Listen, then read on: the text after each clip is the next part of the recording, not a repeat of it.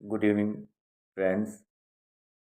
आज मैं आप लोगों के सामने एक ऐसे टॉपिक को लेके आ रहा हूँ, ऐसे एक्सपीरियंसेस को लेके आ रहा हूँ जो विभिन्न क्षेत्रों में सक्सेस हुए लोगों के ऊपर है। उनके ऊपर अध्ययन किया गया था कि अ, वो अपनी अपनी फील्ड में किस वजह से इतना सक्सेस हुए। तो उन लोगों के कुछ कॉमन एक्सपीरियंसेस को मैंने देखा, जो कि जिन्हें मैं देख के मैंने उन्हें 10 पॉइंट्स में नोट किया।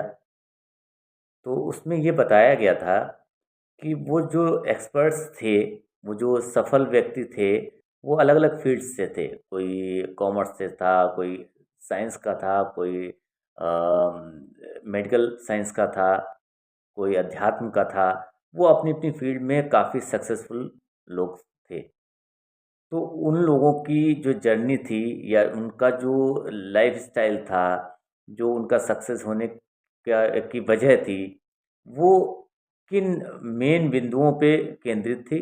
उन्होंने ऐसी क्या-क्या चीज़ें की थी, जिसकी वजह से वो इतना सक्सेस हुए थे।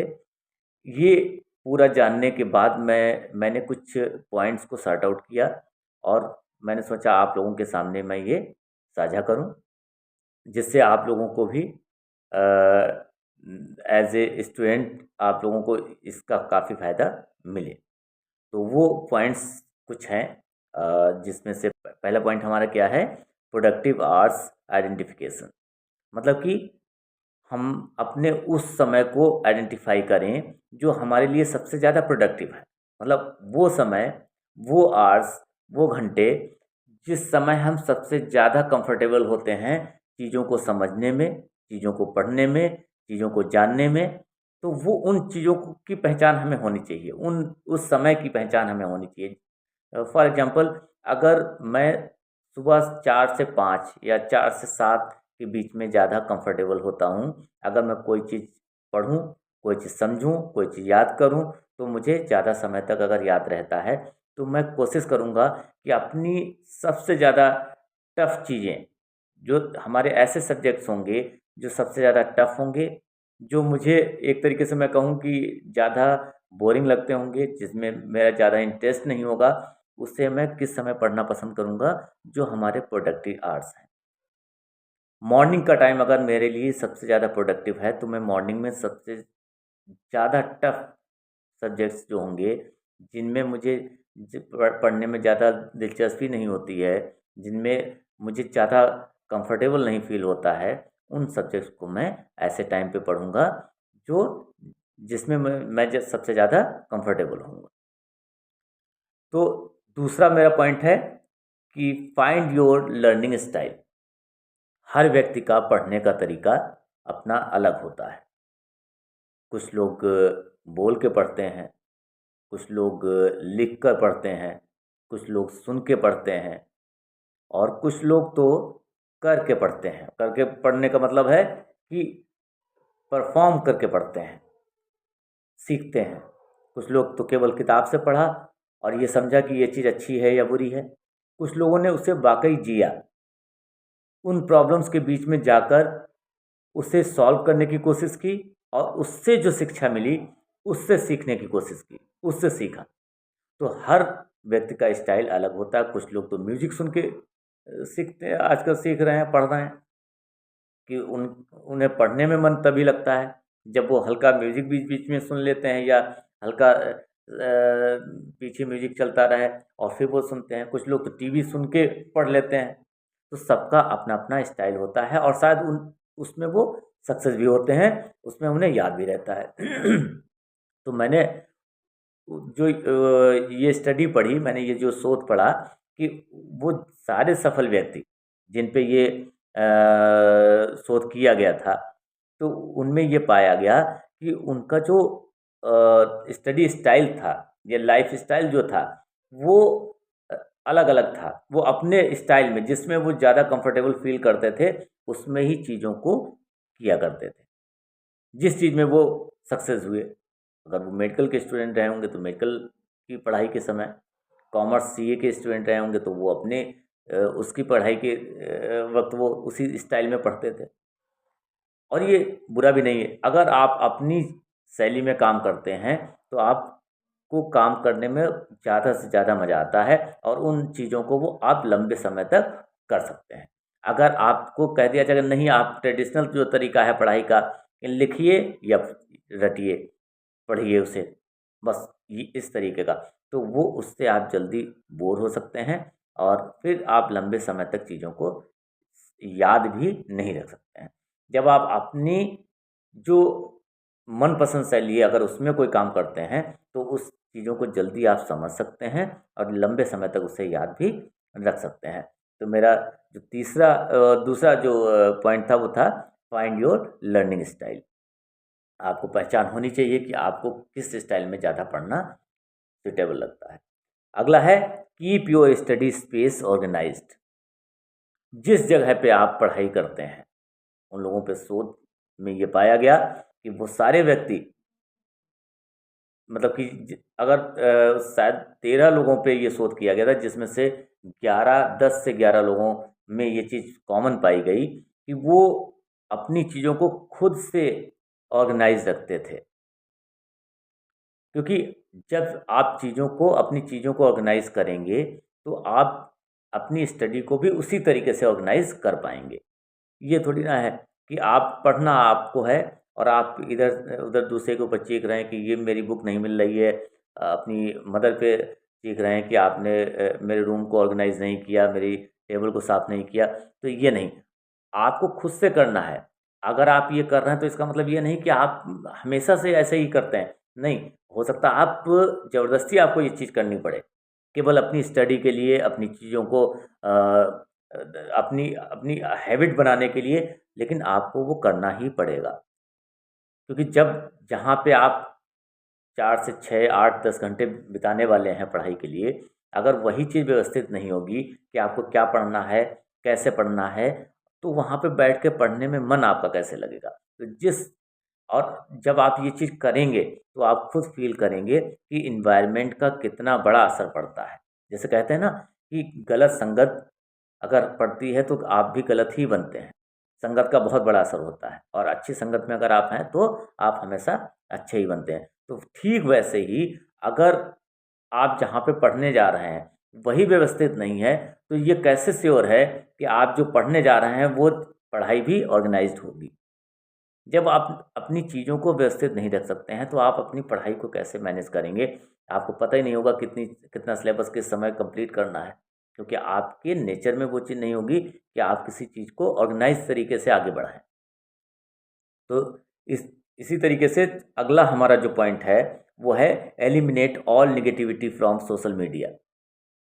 ये पॉइंट इसलिए मैंने लिखा क्योंकि ऐसा फ़ील हुआ उनकी बातों से कि लोग कहते हैं आज के ज़माने में कि अरे वो तो फ़ोन पे ही लगा रहता है, वो सोशल मीडिया पे ही लगा रहता है। तो अगर सोशल मीडिया बंद कर दे तो वो अच्छी पढ़ाई कर सकता है। अरे आज 2025 है। आज की डेट में आधे से ज़्यादा बच्चे ऑनलाइन ही क्लासेस ले रहे हैं, पढ़ाई कर रहे हैं, उससे काफ़ी चीज़ें सीख भी रहे हैं। अब वो समय नहीं रह गया केवल मोबाइल पे या टीवी पे केवल अ, मनोरंजन ही होता है, ठीक है? तो इन लोगों ने सोशल मीडिया को अवॉइड करने से बेहतर ये समझा कि सोशल मीडिया पे जो नेगेटिविटी है, उसे अवॉइड किया जाए। तो मतलब कि कुछ लोग क्या करते हैं कि अगर सोशल मीडिया हमें डिस्ट्रैक्ट कर रही है, तो हमने सोशल मीडिया को ही एलिमिनेट कर दिया। नहीं, इन लोगों ने भी यही किया कि इन्होंने सोशल मीडिया को एलिमिनेट ना करके सोशल मीडिया से होने वाली जो ड्रॉबैक्स हैं, उसे एलिमिनेट किया। उस पे जो उससे फैलने वाली जो नेगेटिविटी है, नेगेटिविटी का मतलब ये कि हम सोशल मीडिया पे अपने फ्रेंड्स को देख रहे हैं कि वो तो वहाँ टहल रहा है, यहाँ टहल रहा है, हम लोग बैठ के अपनी पढ़ाई कर रहे हैं। काश हम भी टहल रहे होते। नहीं, मुझे उसका असर अपने ऊपर नहीं डालना है। मुझे अपनी फ्रीडम है, मुझे क्या चीज़ लेनी है, मार्केट में तो बहुत चीज़ें बिक रही हैं। हमें क्या चीज़ खरीदनी है, हमें अगर अच्छी चीज़ खरीदनी है तो वो मेरे पे अच्छा इफ़ेक्ट डालेगी, बुरी चीज़ खरीदेंगे तो वो बुरा इम्पैक्ट डालेगी। तो इस तरीके से कि हमें सोशल मीडिया से क्या लेना है, ये हमें तय करना है। हम अपने फ्रेंड से गॉसिप ना करके हमें जो सोशल मीडिया के थ्रू जो ये भी उसके कुछ प्रॉफिट्स भी तो हैं। हम यूट्यूब से काफ़ी किताबें हम यहाँ पे सर्च कर सकते हैं। किसी टॉपिक पे अगर आप बुक्स खरीदने जाएँ तो आपको कितना पैसा खर्च करना पड़ेगा। अगर आप लाइब्रेरी जाएँ तो भी आपको एक जगह से दूसरी जगह पे जाना पड़ेगा, लाइब्रेरी भी हायर करनी पड़ेगी, वहाँ पे भी आपको पैसा खर्च करना पड़ेगा। और फिर बात घूम के आ जाती है कि जो चीज़ आपको घर बैठे आपके स्टडी स्पेस में ही अगर मिल रही है कि जिस समय चाहें आप जिस एक्सपर्ट से चाहें उससे आप उसके लेक्चर देख सकते हैं, उससे आप चीज़ें सीख सकते हैं। जो चाहे वो बुक आप ऑनलाइन देख के सर्च करके उससे आप उसका प्रॉफिट ले सकते हैं, अपने मन की सारी चीज़ें उससे सॉल्व कर सकते हैं। तो क्यों ना हम सोशल मीडिया का सहारा लें, उसे एलिमिनेट ना करके उसके द्वारा जो नेगेटिव चीज़ें हैं उन्हें एलिमिनेट करें। तो इस तरीके से हमारा अगला पॉइंट है मैनेज योर स्ट्रेस। तो शोध में एक ये चीज़ भी बहुत बड़ी निकल के आई कि हमने देखा है कि जब हम किसी भी चीज़ में किसी भी चीज़ से स्ट्रेस में होते हैं तो हमारी प्रोडक्टिविटी जो है वो लो हो जाती है। जिस समय आप किसी भी वजह से स्ट्रेस में हैं तो ना तो आप ढंग की नींद लेते हैं, ना ही आप ढंग से आप अपनी डाइट लेते हैं और ना ही आप ढंग से चीज़ों को परफ़ॉर्म कर पाते हैं। अगर आप स्टूडेंट हैं तो आप पढ़ाई नहीं कर पाते हैं ढंग से, अगर आप वर्किंग में हैं तो आप जॉब से रिलेटेड जो भी आपका जॉब है वो ढंग से नहीं कर पाते हैं, तो अल्टीमेटली आपका परफ़ॉर्मेंस गिरता है। तो हमें क्या करना है, हमें अपने स्ट्रेस को दूर करना है और स्ट्रेस को दूर करने का सबसे अच्छा तरीका है रिलेशनशिप।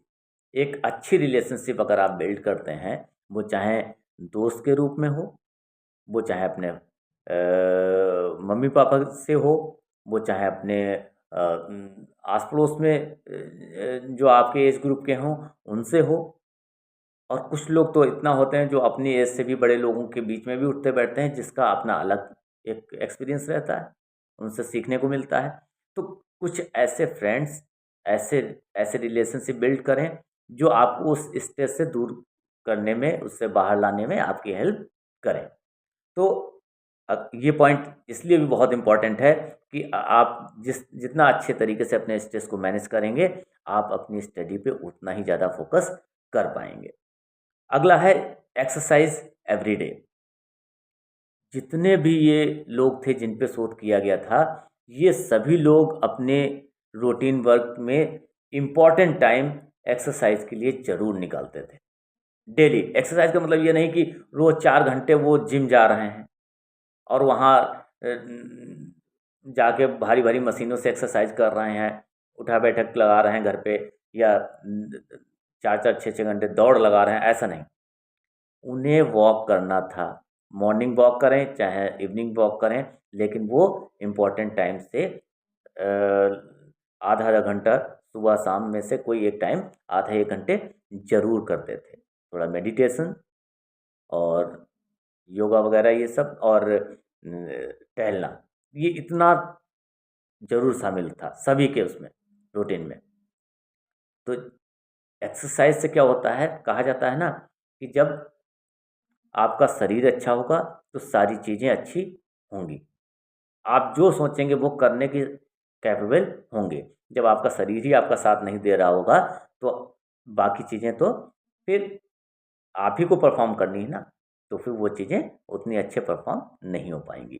तो फिर एक्सरसाइज़ जब आप करेंगे तो आपका मन भी थोड़ा-सा खुश रहेगा। आप एक हफ़्ते आप करके देखिए कि जिस दिन आप जल्दी उठ के एक्सरसाइज कर लेंगे आधा 1 घंटे, उसके बाद आपका पूरा दिन कैसा जाता है, आप खुद महसूस करेंगे। पहले दिन, दो दूसरे दिन, तीसरे दिन, 2-3 दिन, 4 दिन तो आपको थोड़ा-सा लग सकता है, आलस आ सकता है, लेकिन 1 हफ्ते जब पूरा कर लेंगे, आप देखिएगा 8वें दिन आपको अच्छा लगने लगेगा। और 1 महीने करने के बाद आपको आदत सी लग जाएगी, जिस दिन आप जल्दी नहीं उठ पाएँगे, उस दिन आपको बहुत खराब लगेगा। आपने देखा होगा आपके बड़े-बुजुर्ग जो घर में होते हैं, वो किसी भी वजह से एक उनका रूटीन होता है, जो पुराने लोग थे या अब भी पुराने लोग जो हैं, वो अपने आप ही इतने जल्दी उठ जाते हैं। उन्हें कोई क्या ऐसा तो कोई काम है नहीं कि अगर वो जल्दी ना उठें तो कोई चीज़ होगी नहीं, कि एग्ज़ाम नहीं, तैयारी नहीं हो पाएगी, पढ़ाई नहीं हो पाएगी। लेकिन हाँ, उनके क्या है, रूटीन में है, और अब उन्हें ये चीज़ें अच्छी नहीं लगती। अगर किसी दिन लेट से उठते हैं, जल्दी नहीं उठ पाते हैं, तो उन्हें ऐसा लगता है कि मतलब बिस्तर पे रुक ही नहीं सकते वो, खुद से ही उठते हैं। तो इसलिए एक्सरसाइज एवरीडे आपके लाइफस्टाइल में होना चाहिए। Take help of online resources, अगर ज़रूरत पड़े तो आप ऑनलाइन हेल्प ले सकते हैं। आप आजकल तो गूगल है, गूगल बाबा हैं, और कई ऐसे रिसोर्सेज हैं, यूट्यूब है और चीज़ें हैं, जिनसे आप जो भी आपकी प्रॉब्लम है, जिसे आप जो मन में आया कि ये ऐसा क्यों है, तो उसका आज से 10, 15, 20 साल पहले तो ये था कि जब तक कोई बताने वाला, सही बताने वाला सामने नहीं मिले, आपको कोई ऐसा मेंटर ना मिले जो आपको समझा पाए कि ये चीज़ ऐसे होती है या ये इसलिए है, तब तक आपको उसके बारे में डेप्थ नहीं पता लगेगा, या तो सही बुक्स आपको मिल जाएँ। लेकिन आज हमारे पास ऐसे-ऐसे चीज़ें हैं जिनकी हेल्प से हम काफ़ी चीज़ें सीख सकते हैं, और तुरंत जो चीज़ हमारे दिमाग में आई, हमने गूगल पे डाला, उसे सर्च किया और उसके बारे में जानकारी हमारे पास आ गई। हमने एक नहीं 2-4 साइट्स पे जाके इन चीज़ों को चेक किया, तो एक क्रॉस चेक भी हो गया। ऐसा नहीं कि एक ही चीज़ सर्च की और उसी पे विश्वास कर लिया। तो हम उन चीज़ों को फाइंड आउट कर सकते हैं, उसके लमसम तो पहुँच ही सकते हैं। तो इसलिए हम ज़रूरत पड़ने पे ऑनलाइन रिसोर्सेज का भी इस्तेमाल कर सकते हैं। अगला है प्लान योर डिस्ट्रैक्शन टाइम। आपको थोड़ा आप सोच रहे होंगे कि ये क्या है, कि डिस्ट्रैक्शन का टाइम प्लान किया जा रहा है। हाँ, ये भी ज़रूरी है। ऐसी नौबत ना आए कि आप पढ़ने तो बैठे हैं लेकिन मन कहीं और लगा है, कि आज जाके चौराहे पे जाके चाय पी आएँ जाके। जब बाहर होते हैं बच्चे, बाहर पढ़ते हैं, और उन्हें पढ़ते-पढ़ते मैं अपना भी एक्सपीरियंस शेयर कर रहा हूँ कि मैं जब बाहर था और स्टूडेंट लाइफ में पढ़ता था, तो जब हम लोग थोड़ा-सा थकान होने लगती थी पढ़ते-पढ़ते, तो हम लोग जाते थे, हमारे सीनियर और मैं भी बाहर जाके चाय पीने चले जाते थे। रूम से निकले और बाहर टहलना भी हो गया, थोड़ा सुस्ती दूर हुई, और बाहर टपरी पे जाके थोड़ा एक-एक उसका गिलास चाय पी के आते थे, और फिर आके पढ़ने बैठ जाते थे। और पढ़ने बैठे, ये तो ख़ैर 4-5 घंटे पढ़ने के बाद ऐसी नौबत आती थी, लेकिन कभी-कभी होता क्या है कि बार-बार करता, अच्छा थोड़ी देर टीवी देख लें, चलो थोड़ा गपशप कर लें। तो ये नहीं होना चाहिए। जिस समय आप पढ़ने बैठे हैं उस समय पढ़ाई ही करें, और आप खुद से प्लान करें कि आज ठीक है, संडे को हम 4 घंटे के लिए सारे दोस्त मिलेंगे, और पर्टिकुलर जगह पे मिलेंगे, वहाँ कैफ़े में अपना एन्जॉय करेंगे, और जहाँ घूमने जाना होगा और मूवी जाना होगा या जो भी करना होगा वो करेंगे, चिल करेंगे। मतलब कि अपने आप को डिस्ट्रैक्ट बार-बार नहीं करना है। खुद से प्लान करना है कि इन 4 घंटों में हम पढ़ाई को छोड़ के अपने मन का जो भी करना है वो हम करेंगे। तो वो भी प्लान आपको बहुत ज़रूरी है। आप अपनी जो भी रूटीन है, जो भी आप टाइम टेबल बनाते हैं, जो भी सेल्फ स्टडी का जो तरीका अपनाते हैं, उसमें इस चीज़ को ज़रूर प्लान करें कि आप अपना डिस्ट्रैक्शन टाइम रखें, ज़रूर करें। अपने दोस्तों के साथ बातें करें, दोस्तों के घर पे जाएँ या उससे उसे घर पे बुला लें, उसके साथ में टाइम स्पेंड करें। जो मन आता है, जिसमें आप खुश महसूस करते हैं अपने आप को, वो करें। तो आपको ज़रूरत ही नहीं पड़ेगी पढ़ाई के टाइम भी आप उसमें बंक मारें, और जब 1 घंटा, 1.5 घंटा पढ़ा फिर उठ के चले गए, 1 डेढ़ घंटा खराब कर दिया। लगातार आप 1-1 घंटे के बाद में 10 मिनट का गैप लेते हुए आप 4-5 घंटे तो पढ़ाई करें। फिर अगला है एनालाइज़ एवरी टॉपर्स वीडियो। आप हमेशा सफल लोगों के वीडियोज़ को बार-बार देखें, उन्हें सुनें कि उन्होंने क्या-क्या किया? उन्होंने अपनी लाइफ़ जो जी है, जो उनका सफ़र रहा है। अक्सर होता क्या है, लोग लोग जो सफल लोग होते हैं उनकी केवल सफलता देखते हैं कि अरे वो डीएम बन गया, वो एसपी बन गया, वो ये बन गया, वो बन गया। लेकिन वो बना कैसे? उसके बारे में, उसके पीछे की पूरी हिस्ट्री उन्हें जानने में कोई दिलचस्पी नहीं होती है। कुछ अभी फ़िल्में जो अभी आई हैं तो वो इसी उस पे बनाई गई हैं, जैसे धोनी पे फ़िल्म आई थी, और जितनी भी ये किसी के ऊपर सफल लोगों पे ये फ़िल्में बनाई जाती हैं, वो इसलिए बनाई जाती हैं कि इनके पीछे की स्टोरी भी तो देखो। ये यहाँ तक पहुँचे हैं, धोनी अगर धोनी बने हैं, तो उसके पीछे की स्टोरी क्या रही है? कितना स्ट्रगल रहा है? उस स्ट्रगल को भी तो जीने की कोशिश करो, उसे भी तो अपने जीवन में उतारने की कोशिश करो, तभी तो धोनी के जैसा तुम बन पाओगे। केवल उसकी सफलता देखोगे कि अगर यार ये चीज़ हमारे पास भी होती, इतना करोड़ों का पैसा हमारे पास भी होता, केवल ये कर लेने से आप धोनी नहीं बन जाएंगे। आप धोनी बनने जैसी मेहनत भी आपको करनी पड़ेगी, और ये तभी पॉसिबल है जब आप सफल लोगों के आर्टिकल्स पढ़ें, उनके इंटरव्यूज़ देखें। और सफल लोग, आजकल सोशल मीडिया का टाइम है, वो ज़रूर कुछ ना कुछ अपना शेयर करते रहते हैं, तो उनके वीडियोज़ देखें और उनको अपने जीवन में उतारने की कोशिश करें। तो मेरा ये आर्टिकल पढ़ने के बाद मेरा बहुत मन था कि आप लोगों के साथ में ये शेयर करूं, जिससे हमारे जो स्टूडेंट्स हैं उन्हें इससे बहुत बहुत फ़ायदा मिले। तो इसी के साथ मैं अपने आज का वीडियो ये समाप्त करता हूँ। थोड़ा सा लंबा वीडियो हो गया है आज का, और फिर मिलते हैं अगले नए टॉपिक के साथ में अगले वीडियो में। शुभ रात्रि।